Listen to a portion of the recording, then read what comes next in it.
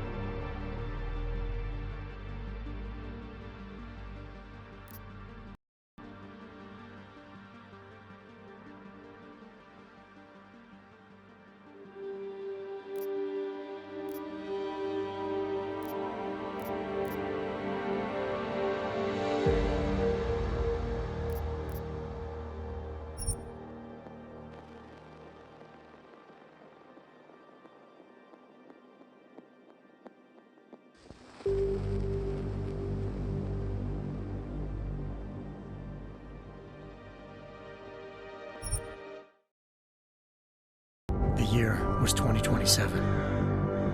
Advances in biotechnology were helping people improve their physical and mental abilities to an amazing degree. Provided, of course, they had enough money. A new breed of people was emerging, half human, half machine. And in Detroit, at least, not was happy to see it. I'd just landed a job as head of security at Sarif Industries, a cutting-edge biotech firm. David Sarif himself handpicked me for the job, said he needed me to keep his people safe. My ex, Megan Reed, was one of them. Brilliant neuroscientist, Megan had found a way to make augmentation safe and affordable for everyone. All she had to do was present her research to Congress. But the night before her big meeting, my security measure. A team of Black Op mercenaries stormed into Sarif headquarters, murdering everyone in sight. 3 of the mercs were heavily augmented walking tanks. Their mission? Take out Megan and her team. I tried to stop them, but their leader tossed me through a plate glass wall. Last thing I heard as his bullet entered into my brain was Megan's dying scream. I should have died. Only I didn't. High-end military-grade enhancements saved my life. The best augmentations they could buy. It took me half a year to get a feel for them. Should have taken longer. But 6 months into my recovery, Sarif Industries was attacked again. This time, by a radical group of pro-human purists. Violent, militant, and fanatically opposed to human augmentation. They claimed to be members of Humanity Front, a non-profit organization that wanted the UN to limit biotechnology research. The thugs broke into Sarif's factory and found machinists working overtime on a top-secret military augment, the Typhoon. Sarif sent me to retrieve it, and when I did, I found one of the so-called purists to it, wired with cerebral implants, trying to download its classified specs. Obviously, something more was going on. The Aug killed himself before I could question him. Sarif ordered me to dig deeper. With the help of Frank Pritchard, Sarif's head of cybersecurity, I did. Turns out a second hacker had been controlling the Aug's actions from somewhere off-site. Pritchard and I tracked his to a secret FEMA internment camp in Detroit. The Black Op mercenaries were there. The same mercs who'd left me for dead 6 months before. Try again when they saw me. It wasn't so easy for them this time. I took out the tank named Barrett. Give me a new lead. A penthouse apartment in China. Of course, we both knew it would be a trap in the end.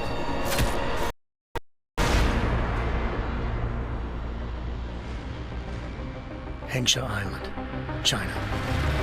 Home to a city so crowded, they had to build a second city on top of it. Trying to find clues in Hengsha wouldn't be easy. Lucky for me, I wasn't alone. Farida Malik, Sarif Industries' ace pilot, had lived in Hengsha before. A good person to have on your side. She knew enough to get me around. Malik dropped me in the lower city, close to the penthouse Barrett had told me about. Bell Tower Associates, a private security firm under contract to the Chinese government, had agents tossing the suite when I arrived. Just not for the reason I'd been expecting. Turns out the man who lived there was a criminal hacker named Van Bruggen. The same hacker who'd been remotely controlling the Aug in Sarif's factory. Van Bruggen's panicked decision to force the man to commit suicide had been a mistake. Now his mercenary partners were gunning for him, and I needed to find him before they did. Locating Van Bruggen meant playing nice with the Triads, Hengsha's organized crime lords. They had the hacker holed up inside a low-rent capsule hotel. By the time I found him, Van Bruggen had no qualms giving up the woman who hired him. Zhao Yunru, president of the Taiyang Medical Corporation. According to Van Bruggen, Zhao wanted to monopolize the augmentation industry and had hired Black Op mercenaries to destabilize her competition. Sarif Industries was at the top of her list. To prove this, I needed to get inside TYM and grab a surveillance hologram off a server. Suspected Van Bruggen was hiding. He told me this, but nothing could have prepared me for what I saw. Megan wasn't dead. She and her 4 best researchers had been kidnapped, spirited away somewhere while their kidnappers made it look like they were dead. Desperate to learn more, I confronted Zhao in her penthouse. She claimed to be a pawn in a bigger plan, and hinted at a group so powerful it controlled global interests at a whim. Then she slipped into a panic room and hit the alarm, forcing me to make a very quick exit. I figured Zhao was lying, but part of her confession made sense. David Sarif had been worried about his people. So worried, he'd required all of them to have subdermal devices surgically implanted. The GPOs would have been broadcasting the day of the attack. But Zhao said a single call to Picus, the world's leader in global 24-hour satellite news, had turned those signals off. I needed to fly to Picus headquarters in Montreal if I wanted to learn more.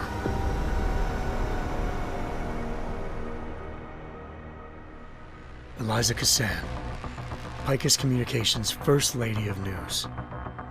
Malik thought I was reaching when I told her Eliza was involved in this. The world's most famous news anchor, working with a mercenary hit squad. But when I confronted Cassan in her office, she freely admitted to jamming Detroit's satellites the night Megan's team had been taken. Said she's just been following her commands. I suspected she wanted to say more. But Black Op mercenaries showed up looking to shut us both down. And just like that, the Eliza I'd been talking to disappeared. The Mercs were led by an augmented killer I'd crossed paths with twice before, Fedorova, a woman who'd made silence her best friend. She waited for me to track Eliza's transmission to a server room underneath the Picus complex, then jumped me from behind. A deadly fight ensued. I made sure moved silently again. With Fedorova down, and no one left to keep Eliza quiet, she reappeared. Turns out Picus's first lady wasn't a lady at all. She was a sophisticated AI program, engineered to monitor data streams and control what people believed. Eliza told me the Mercs had brought in a Humanity Front doctor named Isaiah Sandoval to remove the scientist's implanted tracking devices while Detroit's satellites were down. She also told me to speak to David Sarif if I wanted to learn more. By the time Malik and I got back to Detroit, tensions between normal and augmented citizens to flashpoint. Riots were breaking out in several cities. The UN was being urged to intervene. Sarif was trying hard to convince Hugh Darrow, the inventor turned philanthropist who'd once been a leading proponent of enhancement technologies, to help stop a possible regulatory vote. Sarif had a lot riding on Darrow. Megan's discovery would have given millions of people the chance to evolve beyond their normal human abilities, and at the same time catapulted Sarif Industries to the top of the Fortune 500. According to Sarif, this, and didn't want people evolving unless they controlled how it was done. He called his enemies Illuminati, and urged me to keep searching. Determined to do so, I tracked down Sandoval via America's most outspoken augmentation opponent, Bill Taggart, Sandoval's boss and founder of Humanity Front. Sandoval admitted to operating on Megan's team when I confronted him, but said he hadn't removed their GPLs. He'd merely switched them to a different frequency. Pritchard was able to trace one of the signals to China. Malik and I immediately took off in pursuit. Unfortunately, the Illuminati were one step ahead.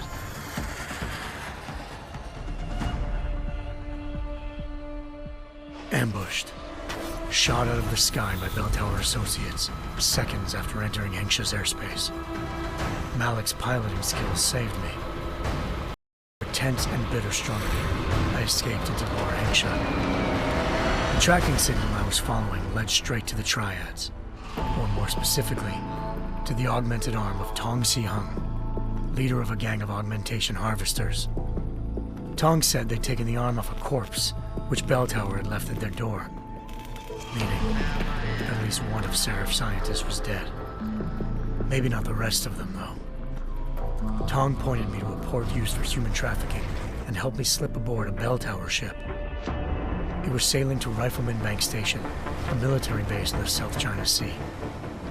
Bell Tower was holding kidnapped civilians as prisoners there, and using them to perfect the Chiron project, a human-computer interface that left most of its test subjects dead. My search for Megan would have ended then, if not for a mysterious ally named Quinn. In exchange for my help exposing Bell Tower, he slipped me aboard a second ship headed to Singapore and an Illuminati-run biotech facility called Omega Ranch. 3 of Sarif's scientists were there, forced by their captors to create a technology capable of remotely shutting down augmented abilities. Thanks to an emergency recall notice issued by the World Health Organization, millions of people all over the world already had the biochip installed. With the help of the scientists, I tracked Megan to a private section of the ranch. There, I ran into Yaron Namir, the walking tank who'd put a bullet in my brain the first time we met. He'd teamed up with Zhao and was hoping to catch me off guard. Their little ambush didn't work. I found Megan in a suite belonging to Hugh Darrow, the billionaire philanthropist who'd Sarif had called on for help. Darrow had convinced her to go along with the biochip plan by promising to sabotage the tech. As she was explaining this, Darrow appeared in a global broadcast, telling the world that augmentations would be the death of mankind. Then he activated the biochips to prove his point. All over the world, augmented people flew into a killing frenzy. Darrow had betrayed everyone, and it was up to me to set things right. To do it, I had to reach Panchaea, a massive installation in the Arctic Ocean. As I raced through corridors built by an all-augmented workforce, I saw death and destruction firsthand. By the time I shut down Darrow's broadcast, I knew the damage he'd done. Still, humanity's future remained unclear. How would the world react to this sabotage? Would people ever regain their faith in augmentations again? What would be the Illuminati's next move? Only time could give us the answers.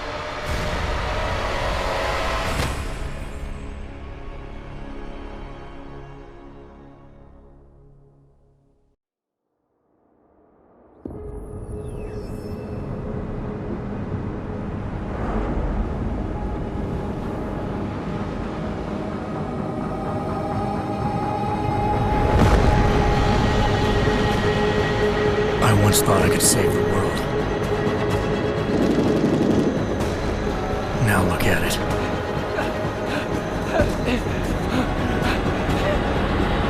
In yet another augmented terror attack, 251 passengers aboard Sister Airlines Flight 451 were killed when an augmented passenger broke into the plane's cockpit and ruthlessly butchered its flight crew.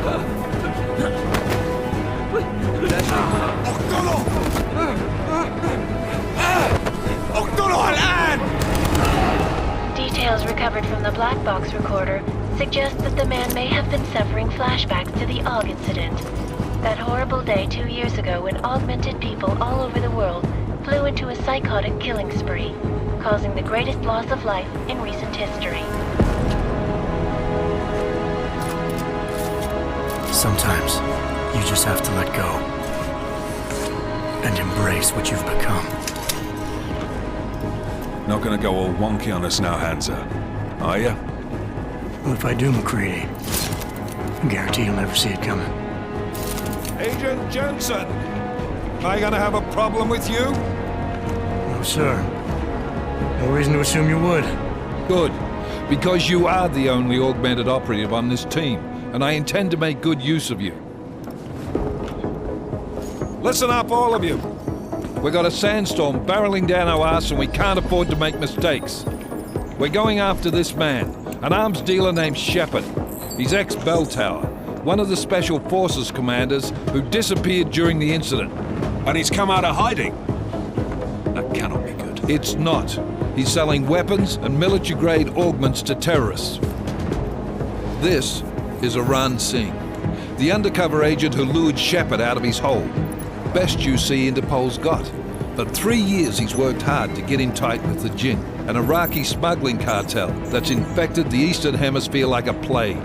Last week, our arms dealer sent a message to the Jinn, offering to sell them a shitload of black market merchandise dirt cheap. They told Singh to handle the buy. They're not gonna like it when Interpol disrupts that party. Sing's cover really that good? It is right now. We need to keep it that way. This is where the deal's going down. A half-finished high-rise hotel that's been abandoned ever since the incident. It's not a pretty picture inside. Let me guess. Most of the laborers were augmented with heavy-duty industrial rigs. So when the incident hit, and they all went schizo, things got gruesome real fast. And no one, except for some homeless junkies, have been inside the place ever since. So what's the plan, Director? Singh's meeting Shepard on the ground floor, inside the hotel's main atrium. He sent the bulk of his Jinn crew to the penthouse levels to secure a vantage point. I want McCready's team to take up positions overlooking the atrium and make the arrest. Jensen, you're going in solo from the roof. My objectives? Keep the Jinn from joining the party. As far as we can tell, only one route connects the atrium to the penthouse level, a halfway decent elevator shaft. Here. I want you to block access to it. Fine. Just cut me loose. Do you plan on relying solely on your augments for this one? I'd recommend taking a little hardware, just to be sure.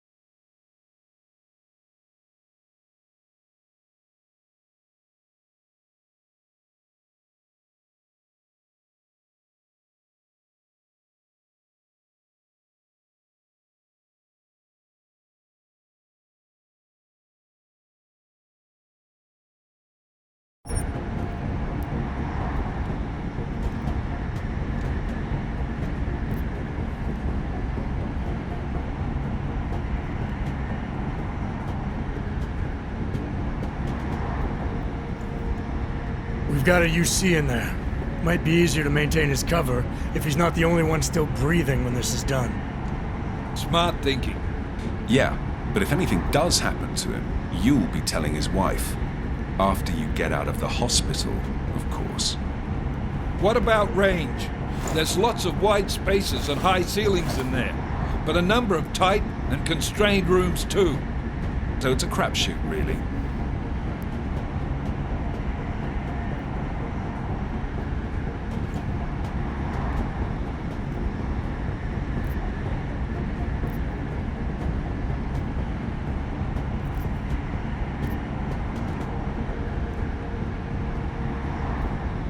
Well, I'm not looking to play dice with anyone in there. Give me something with distance. Your call. Less chance of being seen and compromising Singh that way. One last thing, Jensen. Singh said that Jin are using some sort of portable Wi-Fi device to boost communications. He's got a better chance of maintaining cover if you disable it. We'll keep an eye out for it. But aren't we on the clock here? You said there's a sandstorm moving in. There is, and we got the intel on this mission at the very last minute, so we're scrambling a little. If it comes to it, your number one priority is keeping the Jinn out of that atrium. Copy that. Time to put away your heavy thoughts, gentlemen. We're approaching the target building. You're up first, Jensen. Let's do this. Task Force Actual. This is Knife Leader. Engage Hush drives and descend to Angels 1-5.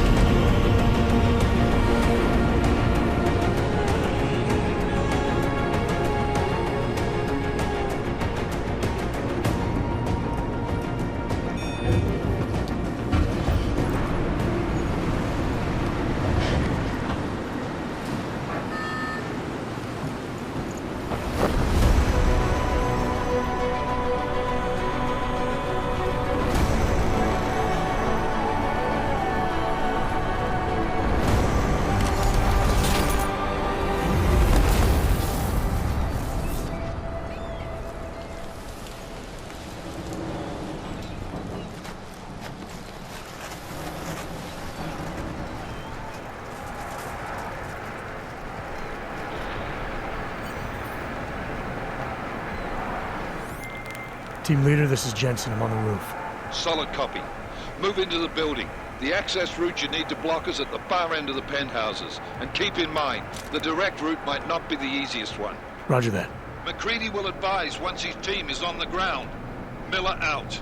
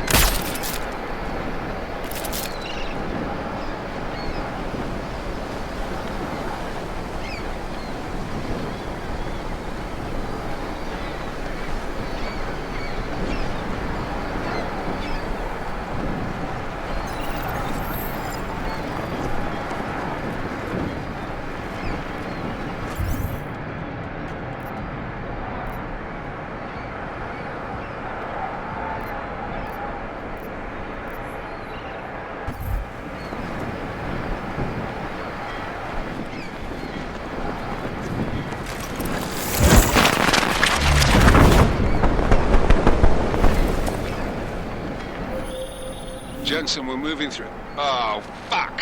What's wrong? The Jinn have got a few Jennies up and running. Gonna have to hack keypads. Should enjoy it, McCready. They have colors and shapes. Just remember, red means bad. Fuck you.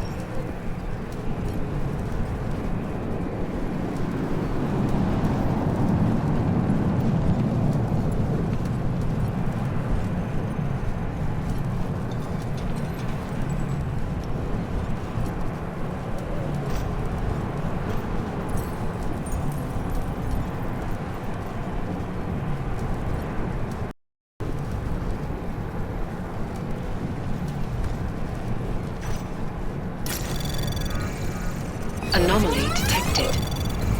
Trace program initiated.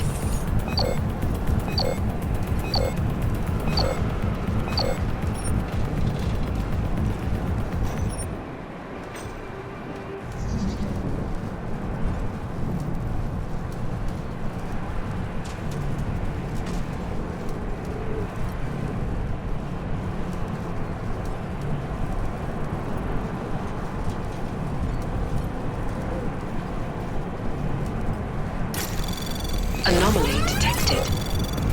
Trace program initiated.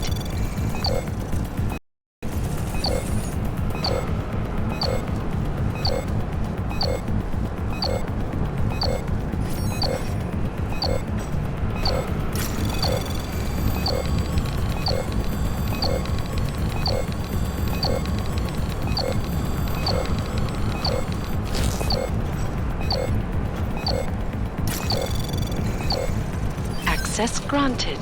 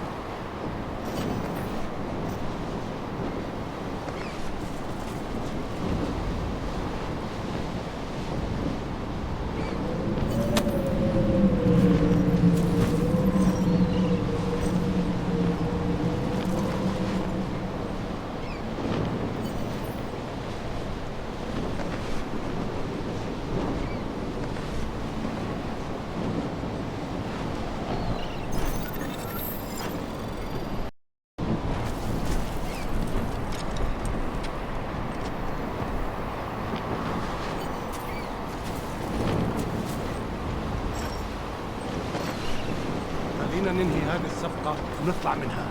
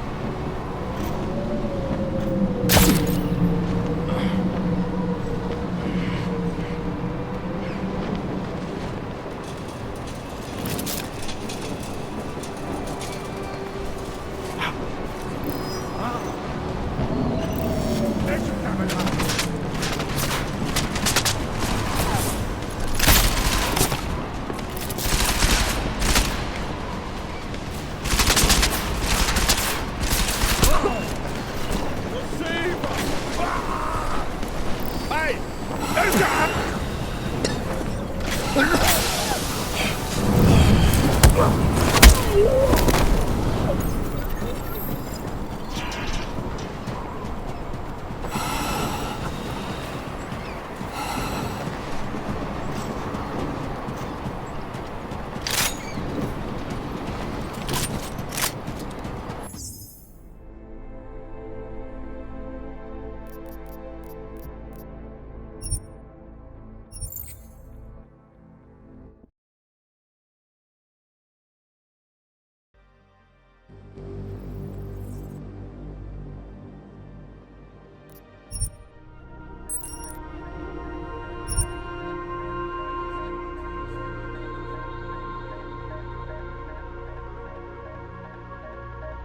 you